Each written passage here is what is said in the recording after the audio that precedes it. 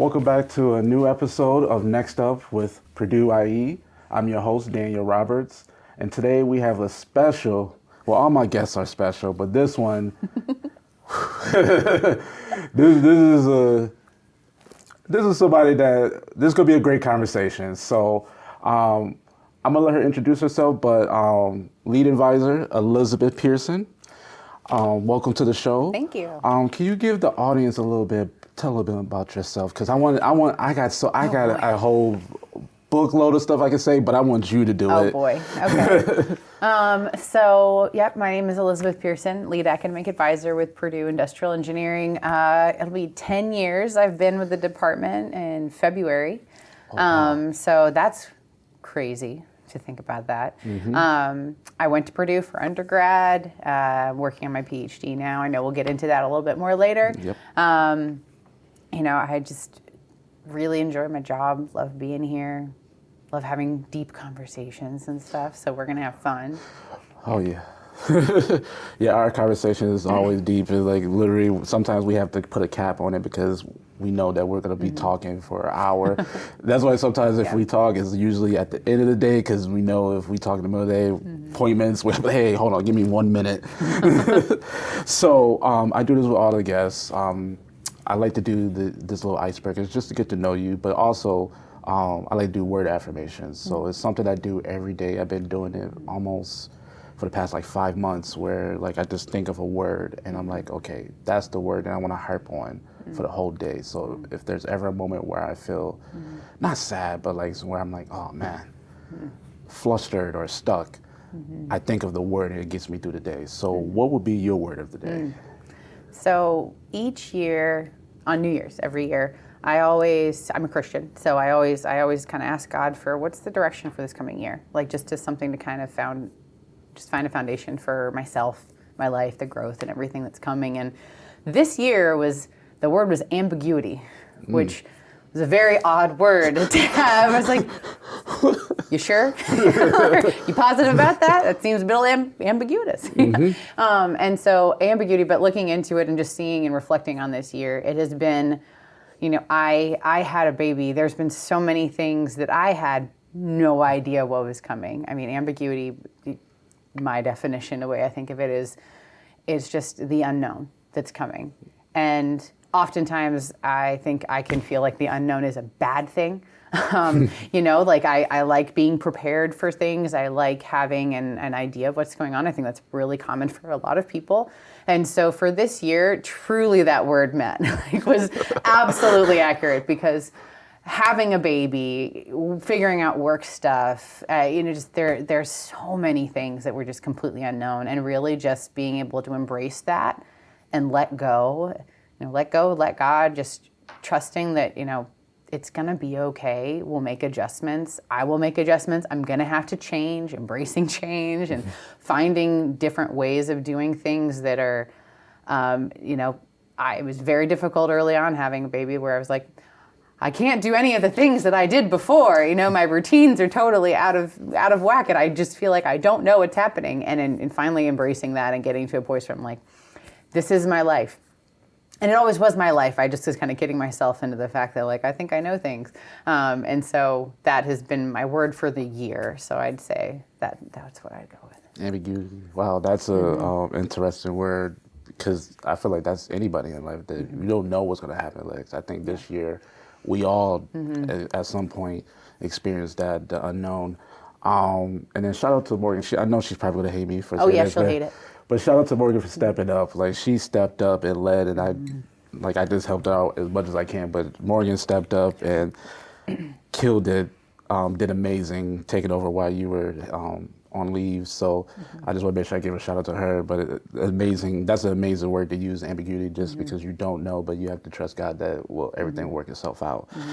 My word of the day, and it was interesting. I was cleaning out my office and I was looking at the wall because I usually do it first thing in the morning, but I knew I had this episode, so I knew I wanted to change my word. And I was cleaning up the wall and I was looking at all the goals that I wrote on my wall. I was like, wow, I am proud of myself for reaching every single one of these goals. Not even just reaching it, but adding 10 more goals on top of that. And I know that sometimes some of it was like part of the job and everything, but others were just personal goals and stuff that I wanted to help within the industrial engineering department. So if I had to choose a word today, it would be proud, because I'm proud of myself regardless of circumstances, of ambiguity, not knowing what's the unknown. The proud of myself, proud of industrial engineering, proud of everybody that assisted us with like the process of the change.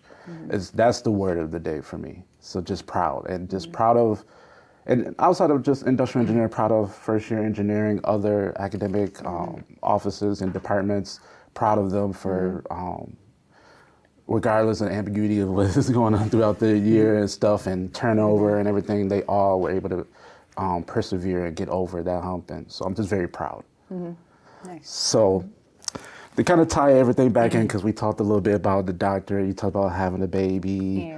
Yeah. As an advisor, as a doctoral student, and a new mother. Yeah. Well, actually, technically, you got a couple of months in, so you're picking it up. Oh, I'm a new mom still. Every day is a new mom. How do you manage to balance these roles effectively? And are there certain strategies or principles that you helped you navigate through these complex mixes of responsibilities? Or mix of responsibilities. I think the honest asking people for help, having people in my life that I can be honest with and communicate clearly with. I mean, doing what I can to prepare for things, but then also being able to pivot in the moment is so crucial. I think like managing different hats, like, I am, and the emotions that come with it. Like I feel like whenever we go into things in life where we bring stuff on our plate, I'm managing my emotions more than anything else, because I'll feel accomplished at work, but then I got to pivot and go to my PhD work, and I feel like I'm not making enough progress on that or fast enough, or I don't have enough time to do it. I don't have the mental energy to read like academic articles, which are so much harder to read if you're not in a good flow with it. Yeah. And then pivoting to being a mom and wanting to be present with my daughter and enjoy this time, because she's 9 months and it's so fast. Like I was like, oh my gosh, like she's in daycare now, she's growing, she's gonna be talking soon. It's great. I'm like, and so having the mixed feelings about like the excitement of new opportunities and new things, and the guilt of not being able to do enough where I want to do it. And so just managing my feelings and my emotions, how I'm feeling about what's happening in my life, that's been the hardest task for me. And I'm a feeler, like, if you're Myers-Briggs familiar, like I am definitely more of a feelings type of person, and it comes with the intuition, like being able to pick up on stuff. I'm very empathetic with things, which makes me good at my job. But it's managing those has been, I think, is one of the greatest assets that any person can have, because everyone has feelings, and we talk with our students a lot about this. I talk about like, look, you're going to have the feelings of finals week at some point in your life, like in your job. You're not taking a final, but you're going to have that overwhelmed, deadlines are hitting, something happened, there's high pressure. How you manage yourself and your feelings and how you're able to respond and navigate that, that's an important skill. And I think me being able to do that and having people like my husband around me, my coworkers around me, people and places that I can go to decompress, or I can take that time for myself to be able to figure out my feelings and then work through those and then be able to pivot based off of those. I think that's been the key to not going insane, like with everything that I've got going on. Because honor the feelings that you're having, see them as what they are, as a side effect of circumstances or as a fuel to be able to use to make change in certain things, but they're not the guide. They are not what should be. They're not reliable sources to move you and lead you through life. And so understanding feelings for what they are, taking them in, honoring those things, and then being able to put that into strategies to move forward and be able to to pursue what I want to pursue has been really valuable. I like how you mentioned feelings because I think feelings are very important. It's very important to acknowledge them. How do you see individuals who experience traumatic events, whether it's within life, relationships, family, school, work? How do you see individuals who are impacted at acknowledging but still kind of being stuck on those feelings, and how do they get past that? So I've had trauma in my life. I had some abuse happen when I was in high school and then through college, and having to navigate that myself for the trauma, and then with students. And I think one of the things to remember is, recently I was in a talk and they said, we all have a tendency to put ourselves on trial. When you do that, make sure it's a fair trial, because we can be really hard on ourselves when we go through trauma, when we're victims of trauma, whatnot. We can do a lot of self-blame. There's a lot of feelings that come with that. And understanding that even if we want something to be just snap, done, I'm good, move forward, it takes time. The trauma can happen in an instant. The healing of that trauma can take a lot of time. It can be short, or it could take a lot of time. It just depends on really how deep it all goes. There are often layers of things and different stuff that you don't see. Like, we have a lot of blind spots as people. And so, having a trauma here and then saying, okay, I've forgiven this person for what they did. Okay, there's the head healing that happens of like, I understand this forgiveness and I know I need to do it, or whatever that may be, but I still feel a certain way about it. And so it's a choice every single day to move towards that place of healing and to move towards healing, and sometimes you can't move on a day, and that's okay too. It can take years, it can take a range, and things can pop up in different places. It took me 10 years to get to a place where I can truly say, like, my healing from those scenarios is complete. And it feels like it's a memory or a story that I read about, or a movie I saw, instead of something that happened to me. And there is hope for that. And so, like, when I talk with students about things, like, I try and share that, like, there is hope. Healing can happen, it can occur, but it takes time. And it's okay that it takes time. Like, there's a lot of, when brokenness happens inside of us, there's a lot of things that have to get healed and get embraced and such. And so just giving yourself the grace and the kindness for that, and then giving yourself a fair trial when you're evaluating your part in something. I think that's that's where I feel like, I think I got off on a tangent there from the question. I don't remember the original question, but that's how I think about trauma and working with students or people or anybody who's experienced trauma before, is just, let's see where we're at right now, and let's deal with this piece of it, because there are so many facets of it. Mm-hmm. And so let's just focus on one piece at a time, whatever is bubbling up in a moment. Like, great. I'd say that, like, if something is coming up, that's an opportunity for it to come up and out. Yeah. And for us to be able to have awareness about it and acknowledge that, and then be able to move forward and, like, release that. But it takes a lot of time, and trauma's deep, and yeah. Well, I'm glad that you were able to get through the trauma, because me too. Because sometimes we can be very hard on ourselves, especially when we're not the ones that cause the particular trauma. I know that sometimes I can be hard on myself, and I guess part of it is a cultural thing where how I grew up, it was like you kind of had to get past it, because if you don't, you get stuck. And I noticed that in my family. Like, I'm very thankful that I go to therapy, because, like, I've learned how to acknowledge those emotions and work on the forgiveness of those individuals that caused the trauma in my life. And it takes time. I know you're right. It definitely takes time. It's not one of those things that it happens overnight. But as life moves forward, I know that I get closer and closer to a better place where I say, you know what? It's a memory. It's like a movie. Like, it's so weird. It's like our life is a movie, and we're like, just as we get older, we're gonna have those vivid memories of, like, oh wow, I remember when that happened. I remember when this happened. But luckily, we get to the point where healing, where we look back at the trauma and be like, that happened, and it's I can finally move on. Yeah. Yeah. So, on a positive note, well, actually, it is positive, like, because talking about our feelings and everything. Yeah. Somebody won the Outstanding Academic Advisor Excellence Awards, and it definitely speaks. Who did that? I think I'm pretty sure I know the person. Yeah. I hope I know the person.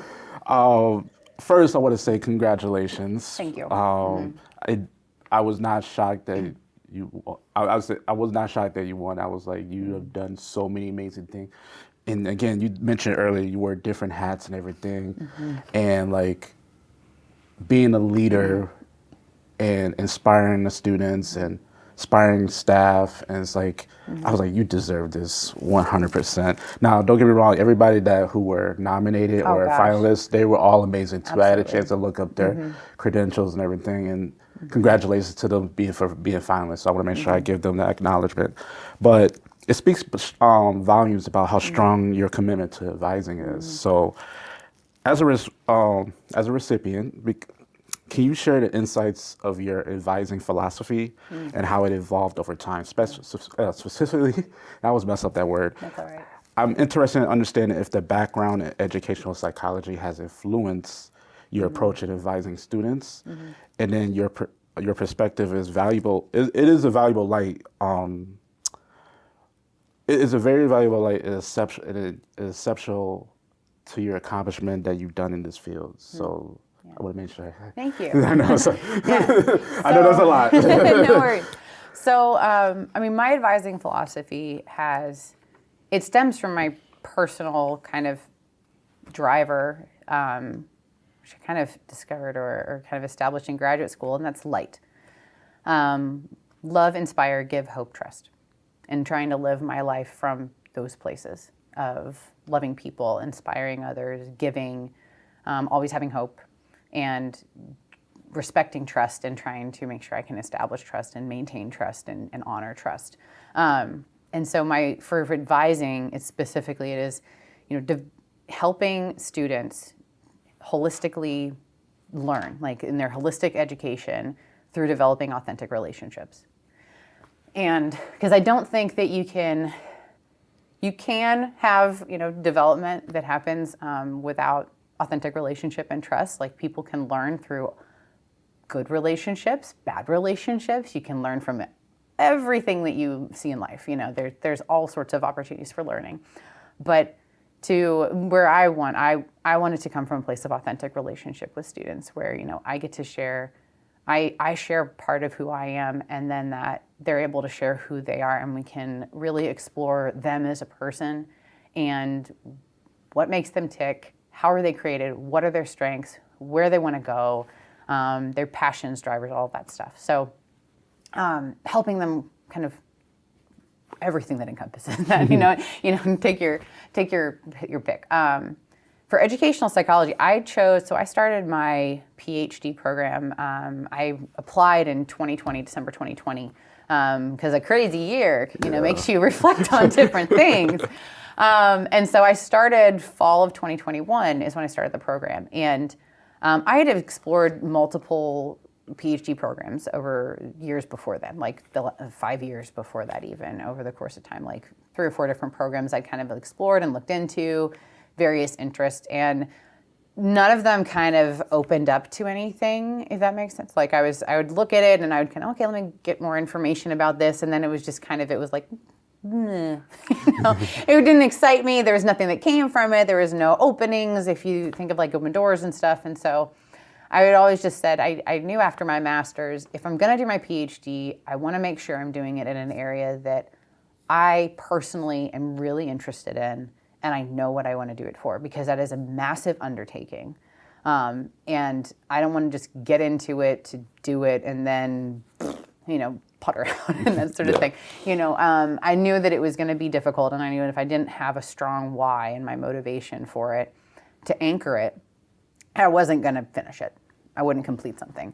And it's an investment, not just financially, but time-wise and energy and all of that stuff.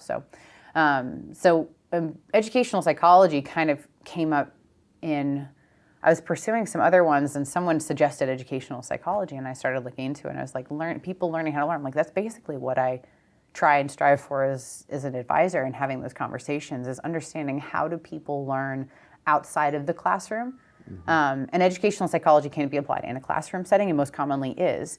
But it can apply anywhere. It's like how people learn, the psychology of how people learn. What is the most effective way for people to learn? Or various strategies, because there's a lot. But just thinking about that. And so as I've started my coursework and reading and everything for that, it absolutely carries over into advising, which is somewhat intentional because I wanted to find something that I was passionate about, and I enjoyed the overlap on that. And so much of advising is that, in my opinion, at least the way that I approach academic advising, is helping people learn and understand things. And so trying to get underneath the surface level for learning.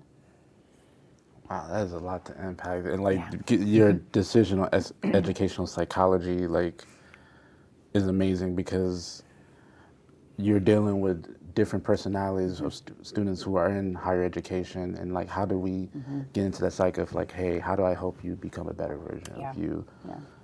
At the same time, knowing that there's only so much you could do, but you're using the teaching from the education that you're pursuing right now to help others.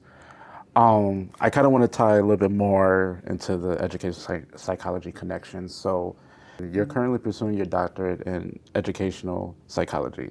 How does your academic background in this field inform your advising practices? Are there specific psychological theories or concepts that you find relevant working with students? Yes. So I use it all the time in advising with students and talking one-on-one with them. Not necessarily thinking about like pulling out like this theory, there's like nothing along those lines, but thinking about like how with what I've learned in class. So Bandura, there's this idiot, he's a researcher. So like, thinking about those concepts and what was found from different research, and then how can it transfer and apply in this scenario? Like, what are the commonalities? How do things kind of come together? What could be useful or helpful? A lot of times with students, it's simply just me having read some literature or had class on something and being able to say, research actually shows that if you're, and being able to tie it in for students in their learning experience. We have very intelligent students. They do like having some research based, if I'm able to quote some research or just be able to paraphrase more often what I do, paraphrase some sort of research or some sort of psychological aspects, those things they add some credibility, and they add a layer of, she kind of knows what she's talking about, or just impact, or just a new way of thinking about whatever I'm saying. And so I do bring it in there. I try and have that cross-pollination. But my dissertation is actually in peer-to-peer mentoring with undergraduate students. And so a lot of that is I'm reading about different programs for peer-to-peer mentoring programs that are all over the U.S. in different components. And so as I'm learning about that, I can use that to inform the program that I run here with our sophomore seminar class. And what are some of the little tweaks that we can make? How can I maybe inform the mentors more to prepare them for being a mentor, or the mentees, and just being able to make that a little bit better and continuously making that better. That's really helpful. And so being able to tie my education into my job and my role, it's as much as it can be frustrating sometimes for me, of like, if I was just a student, or if I was just working, I'd be amazing. Some of the feelings I was talking about before. Yep. But I basically have a lab that I can, learn to apply in real time. Like, I don't have to wait until a certain time. Like, being able to use what I'm learning and being able to apply it right in my job pretty much immediately is a real blessing. It does help me kind of understand the so what of things. I'm not just a learner to learn to have knowledge, just inert knowledge that's just there. Yeah. Like, I want to have information that can be applied in a meaningful way. And that's really nice to be able to have that. Now, you mentioned IE 200 because we, like, as a advising team, we help with the trainings and everything. and we're trying to help these mentors become future leaders. Do you see the success, not just for the students who are becoming mentors to be better leaders, but do you see the success of the students who actually get a mentor? Do you feel like, have you seen like, have you done like almost like a research, not research, but what's the word I'm looking for? Like a survey on like, hey, the success, the failures of like mentor and like mentee relationship. Have you? I have. So every semester, I always have a feedback survey that talks about that, and I am using that course and that program as for my dissertation. So I will be doing more research later. I'm still in the early stages, so I haven't quite looked into all of the data and developed those instruments to analyze that yet. But I do have a feedback survey that I've used for many semesters, and it asks different things. Like there are some objectives that I have for the program internally, and so for the mentors and the mentees, to what extent do you feel like this was meant? My mentor made me feel welcome. Strongly agree, strongly disagree, all the range in between. So I have some of those metrics, but I always ask the students also some free answer of what are some strengths of the program? What were some strengths of your mentor? What did you get out of it? Did you get anything out of it? What would you do differently in the future? And it's really cool to hear to read the responses for those. A lot of them say my mentor was really great. They're really happy. It's a bit skewed because it's voluntary, and so it just kind of depends like who's responding. Well, usually the ones who are really happy with the program, which is nice. But it's interesting. The bigger kind of enlightenment for me is who applies to be a mentor in the future for future terms. Because, I don't know all of the students that are in IE Tuner because they're not all my advisees, and we have very limited somewhat interaction with them in class.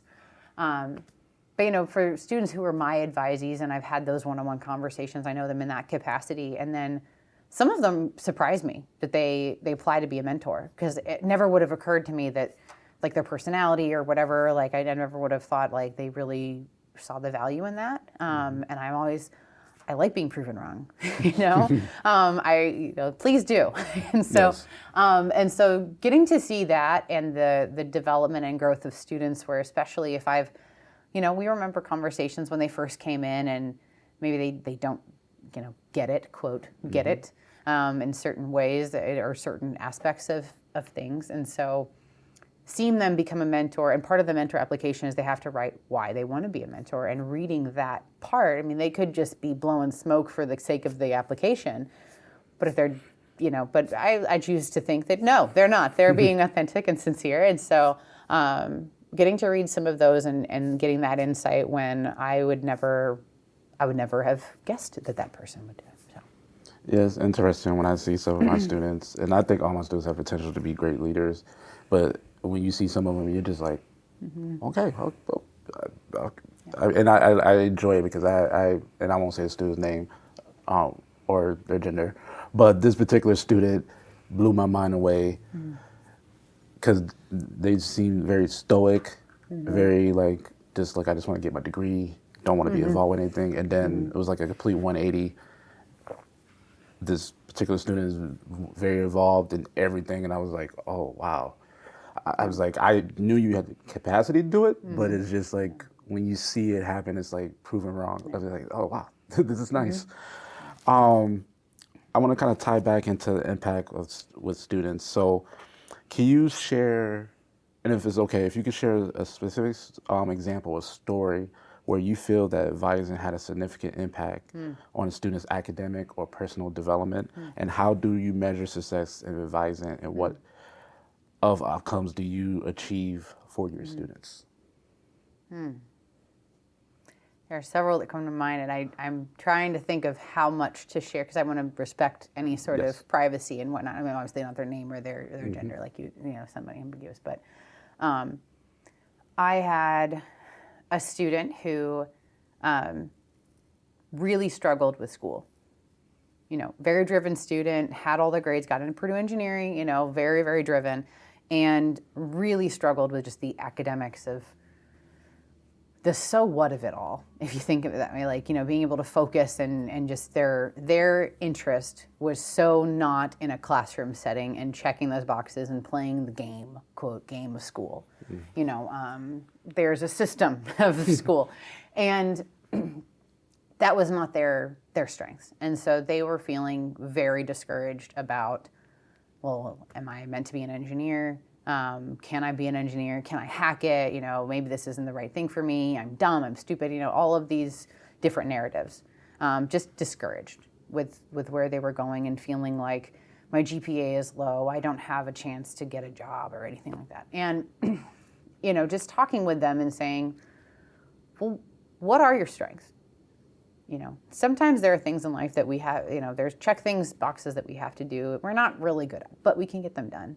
And giving them the perspective and just talking them through, there's so much of life after college. It's 4 years, and it's an interesting space because for most of our students, their entire existence and lived experience up to college is school. Going to school, checking the boxes, doing the homework, doing the quizzes, getting the exams, then you take the SAT or the ACT, and then you go to college, and you have to go to college, and the GPA matters, and all these different things. And presenting them with the paradigm or the idea that maybe that stuff doesn't matter as much as it feels like it matters.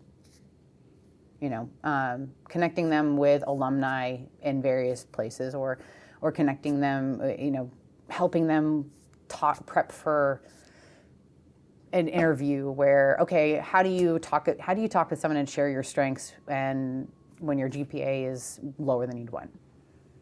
And so getting to help them and talk through that and just helping them to think about life beyond the GPA, beyond the classroom, beyond school, and what school, that being the most important thing, I think was really freeing for them. And then they got into an internship component, and they saw they're really good in the workplace.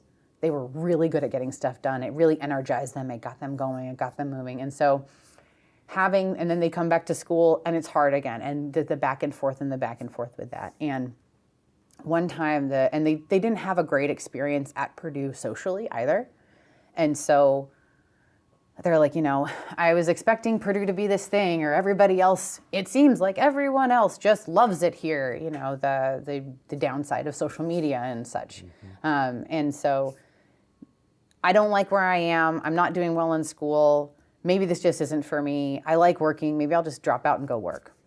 And I basically just affirmed, you belong here. You have what it takes to get your degree. You can get this degree. It may not be fun, it may not be easy, but you can do it. And just believing in them, and they didn't drop out. They didn't drop out. They didn't leave school. They graduated. They got a job. And they told me at graduation, made a point of coming inside and saying, hey, you're the reason that I didn't drop out. You're the reason I'm graduating, which is incredibly humbling. And it's not entirely true because he did the work. Oh, I slipped. So they did the work, they did the work, but that was really humbling to get to, and that you get to see that's the impact of where just being, sometimes advising is simply just being someone who believes in a student. And that doesn't mean telling them yes all the time. That means just believing that they have potential beyond what they see or beyond what their circumstances are telling them. And that is an incredibly powerful thing. Research shows that is an incredibly powerful thing, is belonging and feeling like somebody is for you is really impactful for students, because every single student struggles at some point or another. It is such a lie that we tell ourselves that we have this narrative of I'm the only one feeling this way. It's such a lie, and it's not true. And it's a matter of, was yours more public or at a different time than somebody else's, or someone else had more people that could swoop in around them, or they had experienced those feelings before, and they had the experience of those feelings are fleeting. I can do hard things. I can move through this, and it's going to be okay. Sometimes our students haven't experienced any sort of true failure, until they get to college. Mm-hmm. And they're alone, they don't have their family there, they don't have those other things, and now suddenly oh my gosh, I'm not succeeding, and my identity is so entrenched, not even consciously, but it's just my identity is so wrapped up in me performing and succeeding and being able to do these things and being able to get A's or B's or whatever. And now I can't do that. And it's like, it can be really earth shattering for people who just have never experienced that before. And so being advisors who can be there to say like, hey, let me just give yourself a fair trial. You know, it's significant. It is not that significant. Mm-hmm. Or, you know, sometimes the other side we have to be like, you know, this is pretty important. You're going to bump it up a little bit because it can go to the extremes. But just being there for students where I can say, okay, just pause. Let's think it through and just slow down as you're processing everything and what you're experiencing. You mentioned something about identity because as we both know, we're both former student athletes. You're a D1, I was D3. Does not matter. I've coached D3. D3 can be harder. Yeah. You're not getting paid at D3. Yeah, you're not getting paid at D3. I can tell you that. Yeah. Do you find that individuals who are in those particular identities, whether it's a student athlete or they were on the dean list, or not dean list, they were on the honor roll throughout high school, and then they get they've known it through the family as this really intelligent, the smart one in the family. How do students navigate through past those identities or those expectations that people expect you just to be just a student athlete, like, or just a international student, or somebody, like all these particular identities that yes, it's part of us, but it's not the whole. It's not all of us. Like we have different aspects of ourselves. I always say, don't put your identity in anything that can be taken away. So my status as a student athlete got taken away. I didn't even get to play in my last game because I totally screwed up in the game before it, and so I knew I was going to get benched, and rightfully so. But like, I didn't get to play my last game, and I played softball. Slow pitch softball is different than fast pitch softball. I will leave it at that. So my softball career ended when I was sitting on the bench. You know, that was really hard. But that ends, and I couldn't control that. I had a lot of injuries when I was playing too. Like I put in all this work, and then I broke my femur. And then the very next year, I put in all that work to get healthy, and I had issues with my elbow and nerves and all sorts of, so, you know, as an athlete, that was so up and down fluid. And then once I graduated, okay, then I was a coach, all right, so I could do that. That changed. And then when I decided to leave coaching, now there's no athletics whatsoever. And like, oh my gosh, like I don't have anything to like tether to. And their life will change so much. Ambiguity, change, things happen. And as much, I mean, you can eat kale every day and count your calories and work out and try and do absolutely everything to control your health. And your 9-month-old will go to daycare and sneeze in your face, and I'm out for 10 days because I've got, something. So there's so much that we can't control.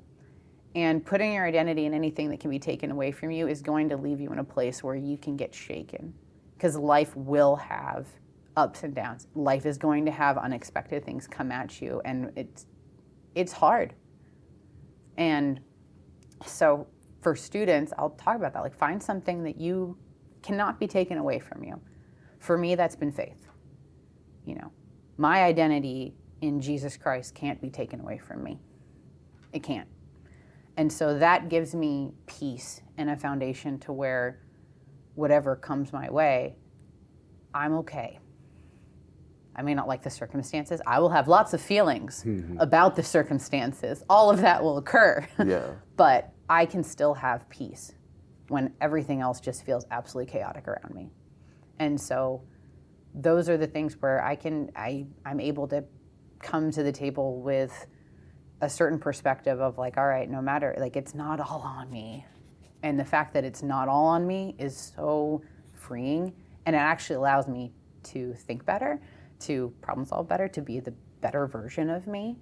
Because at the end of the day, I'm okay. Like, if I don't perform or do anything at all, like, getting the award for advising was an incredible honor, and I love the other two women that were up there. You know, they happened to be women. We have wonderful male advisors in the college as well. You know, they're absolutely deserving, and I'm so glad they have 3 finalists and they get that in recognition as well, because advisors are so important. But you know, that doesn't change. That's a really nice thing, and I appreciate that. It doesn't change how I'm going to approach my job or advising or helping people and living my life. You know, that's the foundation of that. And then that, you know, if I know who I am and I have identity in who I am, you know, it changes.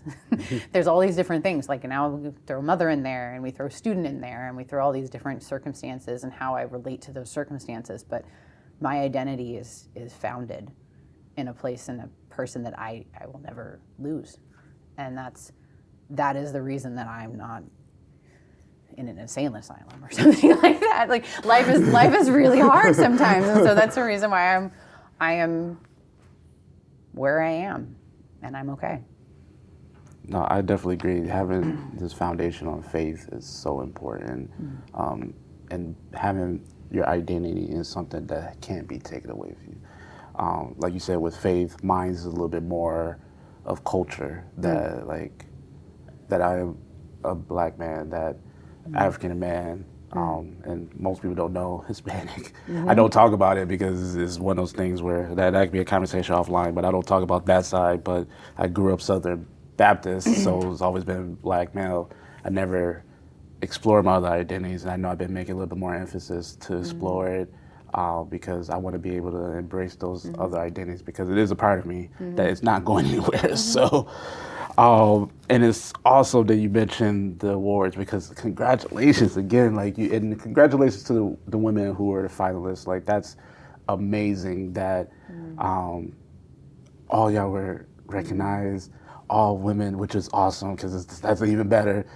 And not to say men can't do it better, but it's just awesome just to show women can do it too. Like it's reaffirming, because my mom raised me. I was raised by women, so I know that they can do it. It is nice to see the recognition and the respect.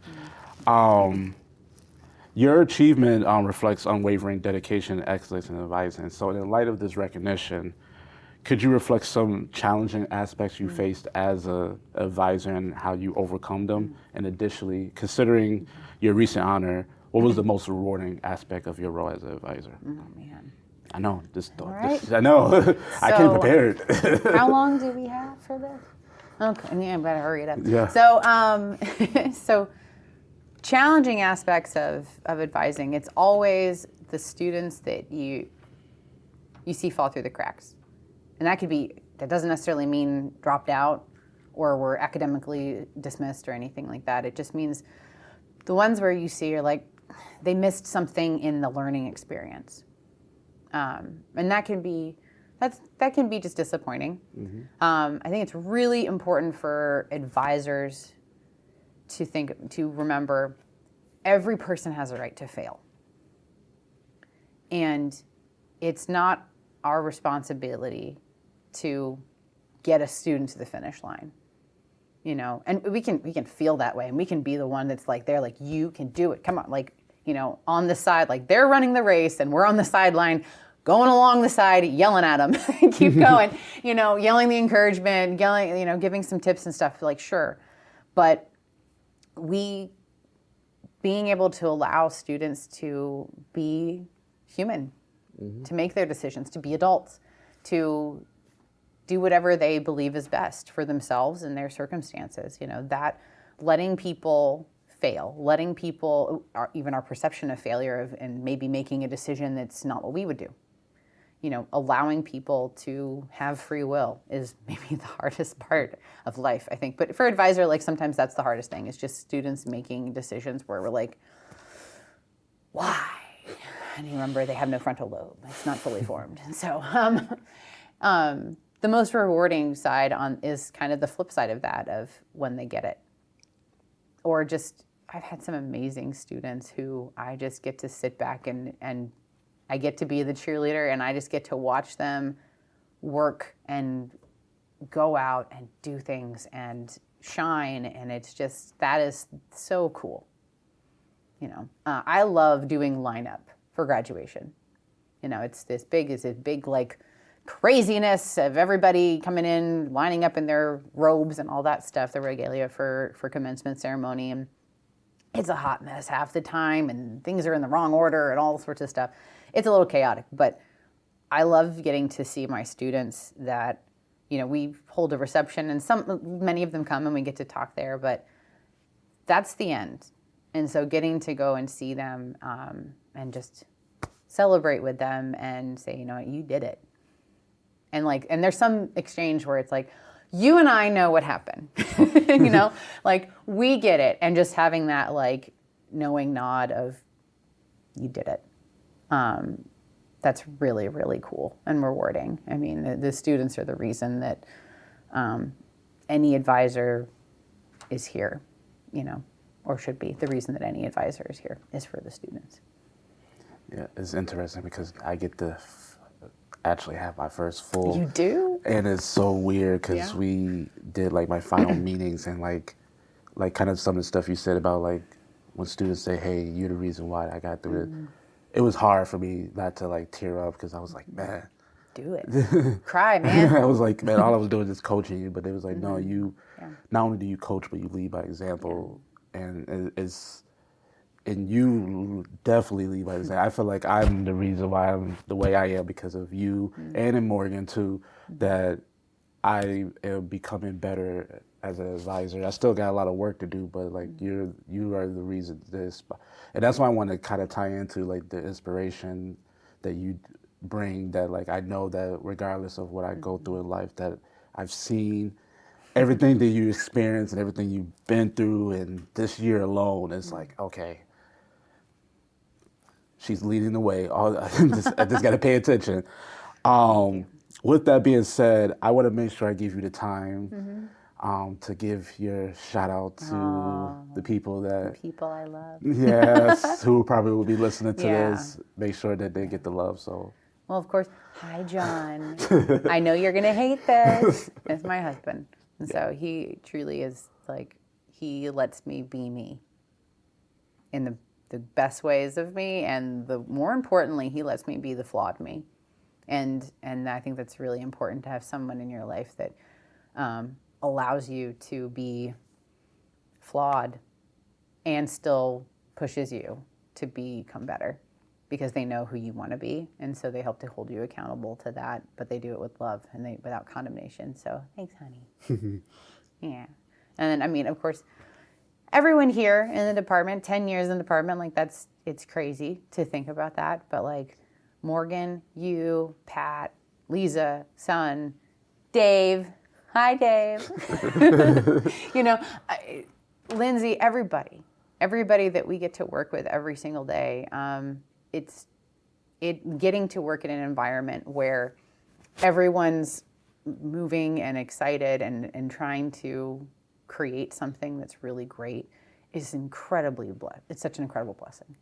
And I thrive in an environment like this. So if that is a huge reason of why I am doing anything at all with my life in positive ways, is the fact that like I am in an environment that I know values me as a person, what I bring to the table, and empowers me to try new things, take risks, move forward, be myself.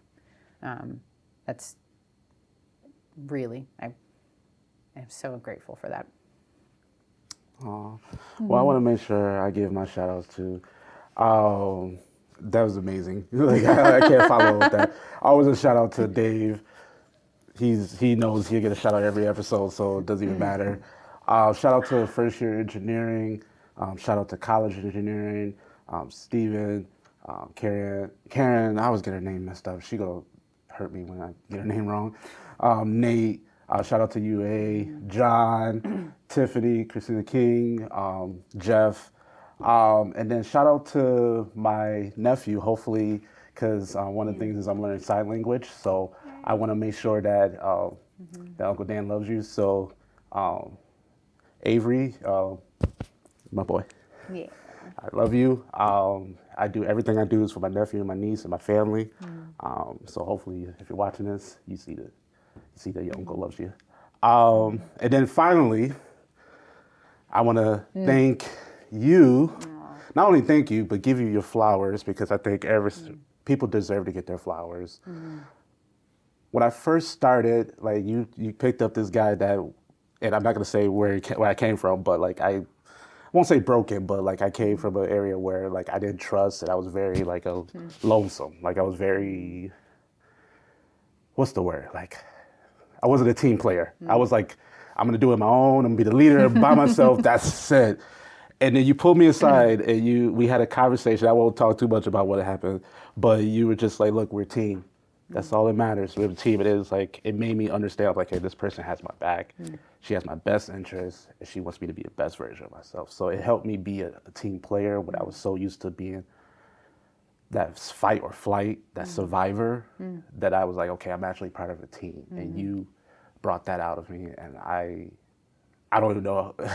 There's so many ways to thank you, but like I don't want to take too much of the time. But like I just want to thank you for coming to the show, inspiring, giving your information, because I'm pretty sure that everybody that's watching this, they're going to be inspired or feel warmth and love. You're an amazing advisor. Congratulations on winning the award. And I can't wait to see what you do next, because I know you got something up your sleeve. You always got something up your sleeve. I just can't wait for the next success story, and maybe next time we'll have this conversation, we'll be talking about something different. Hopefully by then, both of us will be doctors. Yeah. Both of us will be doctors. I got 2 years left, so like, both of us will be doctors. We'll have a different conversation. So thank you. Thank you so much. Thank you to our listeners. If you're watching this on Spotify, watching on YouTube, make sure you follow us at Purdue IE on Instagram, on LinkedIn, on Facebook, on X, which is Twitter. If most people don't know what that is, I say it every episode. I'm gonna keep saying it until eventually people understand. But you're watching another great, amazing episode of Next Up IE. Thank you. Have a good day.